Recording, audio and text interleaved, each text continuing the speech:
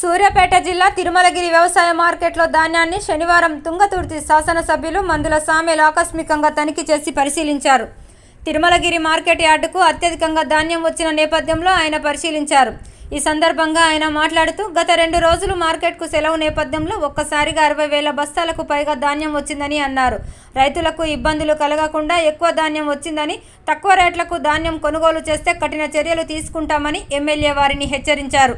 వ్యవసాయ market committee కార్యదర్శికి సూచిస్తూ రోజుకు 20 నుండి 25,000 బస్తాలకు పైగా టోకెన్లు ఇవ్వాలని సూచించారు. రైతులకు ఎలాంటి ఇబ్బందులు కలగకుండా ధాన్యాన్ని కొనుగోలు చేపట్టాలని కోరారు. రైతులపై దందాలు చేస్తే కఠిన చర్యలు తీసుకుంటామని హెచ్చరించారు. ఇష్టం వచ్చినట్లు కమిషన్లు పెట్టి రైతులను ముంచితే కఠిన చర్యలు తప్పవని హెచ్చరించారు. 6 కాలం శ్రమించి రైతులకు అన్యాయం చేయొద్దని వారు సూచించారు. గౌరవనీయ ఇక్కడ వచ్చిన రైతాంగాన్ని మొత్తం కూడా నేను హృదయపూర్వక ధన్యవాదాలు తెలియజేస్తాను. నేను 2 రోజులు సెలవు కావడం వల్ల మార్కెట్ బంద్ ఉంది కాబట్టి ఈరోజు దాదాపు తిరుమలగిరి మార్కెట్ పెద్ద మార్కెట్, ఇది ఏనాటి నుంచో గుర్తిపోయిన మార్కెట్. ఇది వేలాది మంది రైతులు ఇవాళ వందలాది ట్రాక్టర్లతోని దాదాపు 60,000 బస్తాల ధాన్యం వచ్చింది ఇవాళ ఇక్కడికి. 2 రోజులు సెలవు ఉండడం వల్ల రైతులు కూడా ఒకటేసారి మార్కెట్ మీదకి రావడం జరిగింది. అయితే మార్కెట్కు ఇక్కడ స్థలం సరిపోలేదు. దానికి అనవసరంగా పనికిమాలిన ఇంటిగ్రేటెడ్ మార్కెట్ అని దాదాపు 20,000 బస్తాలు బట్టి స్థలాన్ని అనవసరంగా ఖరాబ్ చేసినారు. దాన్ని తప్పకుండా డిమాండ్ చేసి మళ్ళా మార్కెట్ స్థలానికి దాన్ని కేటాయిస్తానని కూడా ఈ సందర్భంగా మనం చేస్తున్నాను. నేను అదేవిధంగా ఇక్కడ వర్తకదారులకు కానీ కమిషన్దారులకు కానీ నేను విజ్ఞప్తి చేస్తూ ఉన్నా. 6 కాలం పండించిన పంట వచ్చి నీ చేతిలో పోసినారు, నీకు నీ కాళ్ళకాడ పోసినారు రైతాంగం. కనుక మీరు అన్యాయం చేసి రైతులకు తక్కువ రేటు ఇస్తే అది పద్ధతిగా ఉండదు. కనుక నేను అర్తిదారులకు వర్తకదారులకు తర్వాత కమిషన్దారులకు కూడా విజ్ఞప్తి చేస్తా ఉన్నా. రైతులకు మినిమం 2,000 రేటు ఇవ్వాలని చెప్పి నేను విజ్ఞప్తి చేస్తా ఉన్నా. నేను అదేవిధంగా నేను ఆఫీస్ స్టాఫ్ కూడా నేను సెక్రటరీ కూడా నేను అప్పీల్ చేస్తా ఉన్నా. ఇవాళ మీరు డైలీ తప్పకుండా 4 గంటలకే గేట్ తీయాలి. ఎందుకంటే ఇవాళ దాదాపు అక్కడ చివరస్తా కూడా మనుషులు తిరగలేని పరిస్థితుల్లో ట్రాక్టర్లు పెట్టడం ఇవాళ ఆ పరిస్థితి ఏర్పడింది. ఆ పరిస్థితి రావద్దని కూడా నేను సెక్రటరీ గారికి నేను ఆదేశాలు ఇవ్వడం జరుగుతూ ఉంది.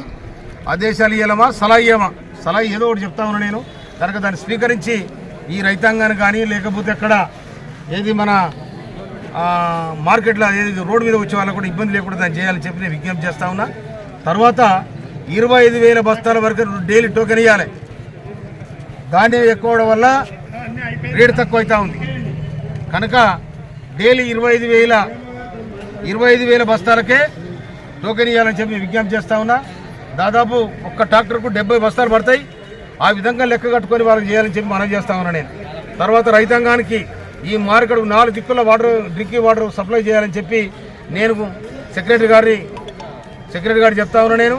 కనుక ఇక్కడ రైతులకు కానీ రైతాంగానికి కానీ లేకపోతే ఇక్కడ ఉన్న అమాలీలకు కానీ ఎలాంటి అసౌకర్యం లేకుండా వాళ్ళ టాయిలెట్స్ కానీ వాళ్ళు కడుక్కునే చేతులు కడుక్కోవడానికి నీళ్ళు కానీ లేకపోతే తాగునీళ్ళు కానీ ఎలాంటి ఇబ్బంది లేకుండా చేయాలని చెప్పి నేను విజ్ఞప్తి చేస్తా ఉన్నా. అదేవిధంగా నేను ముఖ్యంగా ఖరీదారులకు కమిషన్దారులకు చెప్తా ఉన్నా. మీరు మినిమం టార్గెట్ 2,000 పెట్టాలి. ఎందుకంటే మద్దతు ధర 2,203 రూపాయలు ఉంది కాబట్టి. ఎందుకంటే మీరు మ్యాచర్ రాలేదని అదేదని చెప్తా ఉన్నారు. 2 రోజులు ఆరబోసుకుంటే మ్యాచర్ వస్తుంది. ఈ ఎండలకు మ్యాచర్ రాకపోవడం ఏంది? కాకపోతే రైతులకు ఆ సౌకర్యం లేదు. తర్వాత వాళ్ళకున్న ఆపదలు వాళ్ళకున్న సాపదలు తెచ్చి ఇక్కడ మార్కెట్లో పోస్తూ ఉన్నారు. కనుక ఆ విధంగా కాకుండా రైతులను ఎక్కడ ఆగం చేయకుండా దయచేసి రైతులను కాపాడే విధంగా మన రాష్ట్ర ముఖ్యమంత్రి వర్యులు రేవంత్ రెడ్డి గారు రైతుల పక్షాన్ని నిలబడరు. రైతులకు ఏమన్నా మిల్లర్లు కానీ లేకపోతే ఖరీదారులు కానీ లేకపోతే వీళ్ళందరూ కూడా ఏమైనా అన్యాయం చేస్తే రాష్ట్ర ప్రభుత్వం క్షమించే పరిస్థితి లేదు. మిల్లర్లు కానీ వీళ్ళు కానీ ఇక్కడ 16 మంది ఇలా 16 మంది ఇక్కడ. కనుక మీరందరూ కూడా రైతుల పక్షాన్ని నిలబడి రైతులకు సహాయం చేయాలని చెప్పి నేను